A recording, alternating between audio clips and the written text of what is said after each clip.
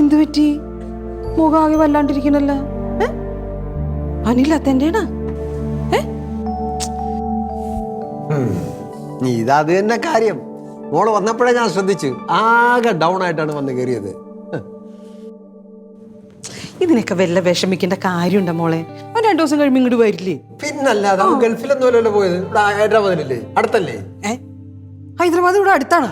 ഇവിടെ അങ്ങനെയല്ല, ഗൾഫിനെ സംബന്ധിച്ച് ഹൈദരാബാദ് അടുത്തല്ലേ എന്നാണ് ഞാൻ പറഞ്ഞത്. അങ്ങനെ മോളെ ഈ കണക്കിന് അവൻ UK പോയ നീ എന്ത് ചെയ്യും? ഞാനും കൂടെ പോവും. അതാണ് കാര്യം. ചുമ്മാതല്ല അവൻ UK പോവാതെ ഇവിടെ തന്നെ ഇങ്ങനെ ചുറ്റിക്കറങ്ങി നിൽക്കുന്നത്. അതേ പപ്പയ്ക്ക് മനസ്സിലാവത്തില്ല, അതുകൊണ്ടാ. നീ ആരോടാ പറയണേ? പണ്ടേ ഗൾഫിൽ പോവാനിരുന്ന ആളാണ്. ഒന്ന് ചോദിച്ചു നോക്കിയേ. ആര് പപ്പയോ? പിന്നല്ലാണ്ട് ആരാണ്? നീ ചോദിക്കേ, കഥകളൊക്കെ അപ്പ പറയും. പറഞ്ഞേ പപ്പ. എന്നിട്ട് നിങ്ങൾ ഇങ്ങനെ ചിരിച്ചോണ്ടിരിക്കേണ്ട, കഥയൊക്കെ ഒന്ന് പറഞ്ഞു കൊടുക്കും, കൊച്ചുങ്ങളും അറിയട്ടെ. പറ പപ്പ. മോളെ എന്താന്ന് വെച്ച് കഴിഞ്ഞാലേ, ഇവള് കോളേജിൽ പഠിക്കുന്ന സമയം അന്നേ എനിക്ക് അത്യാവശ്യം രാഷ്ട്രീയ പ്രവർത്തനങ്ങളൊക്കെ ഉണ്ടല്ലോ. ഞങ്ങളിങ്ങനെ പരിചയപ്പെട്ട് പ്രണയം തുടങ്ങിയിരിക്കുന്ന സമയമാണ്. പക്ഷെ പ്രണയം തുറന്നു പറഞ്ഞിട്ടില്ല. നമ്മളെല്ലാ ദിവസവും കാണും, സംസാരിക്കും, പല കാര്യങ്ങളെക്കുറിച്ച് സംസാരിക്കും. പക്ഷെ രണ്ടുപേരും ഉള്ളു തുറന്ന് സംസാരിച്ചിട്ടില്ല. ഇനിയാണ് ട്വിസ്റ്റ്. ഈ കഥയിൽ ഒരു വില്ലനുണ്ട്. അതാരാ? എൻ്റെ അപ്പച്ചൻ. അല്ല പിന്നാരാ? അപ്പച്ചനാണെങ്കിൽ എന്നെ എത്രയും പെട്ടെന്ന് ഗൾഫിലേക്ക് പാക്കപ്പ് ചെയ്യണം. ഞാൻ പറഞ്ഞു എനിക്ക് പറ്റത്തില്ല, നാടും വീടൊന്നും വിട്ടു പോകാൻ പറ്റത്തില്ല. പോകാൻ പറ്റത്തിൻ്റെ കാരണം ഗ്രേസിയോടുള്ള ഇഷ്ടമാണ്. പക്ഷെ തുറന്നു പറഞ്ഞിട്ടില്ല. അപ്പച്ചൻ പിടിയാലെ പറഞ്ഞു ഗൾഫിൽ പോയേ പറ്റും. വിസ വരെ റെഡിയാക്കിയതാ.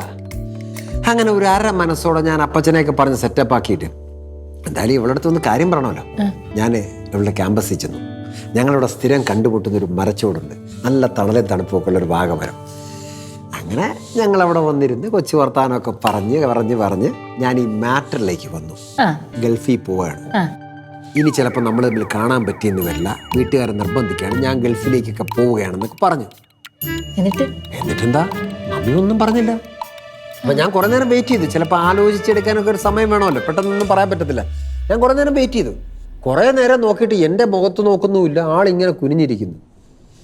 എന്നിട്ട് അപ്പം ഞാൻ വിചാരിച്ച് എന്നോട് ഇഷ്ടമില്ലാത്തതുകൊണ്ടായിരിക്കും അങ്ങനെ മിണ്ടാതിരിക്കുന്നത്. പിന്നെ ഇവിടെ ഇരുന്നിട്ട് കാര്യമില്ല. ആകെ ഒരു പ്രതീക്ഷ ഗ്രേസി ആയിരുന്നേ, അങ്ങനെയെങ്കിലും ഇവിടെ നിൽക്കാന്നൊക്കെ വിചാരിച്ചു. പക്ഷെ ഒന്നും മിണ്ടത്തില്ല. പിന്നെ എന്ത് ചെയ്യാൻ? അങ്ങനെ ഞാൻ മെല്ലെ അവിടെ നിന്ന് പതുക്കെ എഴുന്നേറ്റ് നടന്നു. 2 സ്റ്റെപ്പ് വെച്ച് മുന്നോട്ട് പോയി. മമ്മി ഒന്നും പറഞ്ഞില്ല? മമ്മി തിരിച്ചു വിളിക്കുമെന്നാണ് എൻ്റെ പ്രതീക്ഷ. ഒന്നും വിളിക്കുന്നില്ല. എന്നിട്ടും ഒരു 2-3 സ്റ്റെപ്പ് കൂടെ വെച്ചപ്പം എനിക്ക് ആകെ ഒരു അങ്കലാപ്പായി. അവസാനം ഞാൻ 2 കൽപ്പിച്ച് ഞാനങ്ങ് തീരുമാനിച്ചു, എന്തായാലും തിരിഞ്ഞു നോക്കാം, വിളിക്കുന്നെങ്കിൽ വിളിക്കട്ടെ, അല്ലെങ്കിൽ പോയി സംസാരിക്കാം. ഞാൻ തിരിച്ചു നോക്കിയപ്പം ഇങ്ങനെ നിൽക്കുക. ഞാൻ കണ്ണിലേക്ക് ഇങ്ങനെ സൂക്ഷിച്ചു നോക്കിയപ്പം കണ്ണീർ ഇങ്ങനെ കുടുകുടാന്ന് കണ്ണീരൊഴുകുന്നു. അപ്പം എനിക്ക് മനസ്സിലായി ഗ്രേസി കൊച്ചിന് സെബാസ്റ്റ്യനോട് 100% പ്രണയമുണ്ടെന്ന്. പിന്നെ ഞാൻ നേരെ വീട്ടിൽ ചെന്ന് എൻ്റെ അപ്പച്ചനോട് കാര്യങ്ങൾ പറഞ്ഞു, എനിക്ക് ഗൾഫിലൊന്നും പോകാൻ പറ്റത്തില്ല, എനിക്ക് ഇവിടെ തന്നെ നിൽക്കണമെന്ന്. അതുകൊണ്ട് എൻ്റെ മോളെ ഈ പിരിഞ്ഞിരിക്കുന്നവരുടെ വിഷമവും വേദനയും എന്താണെന്ന് പപ്പയ്ക്ക് നല്ലോണം അറിയാം.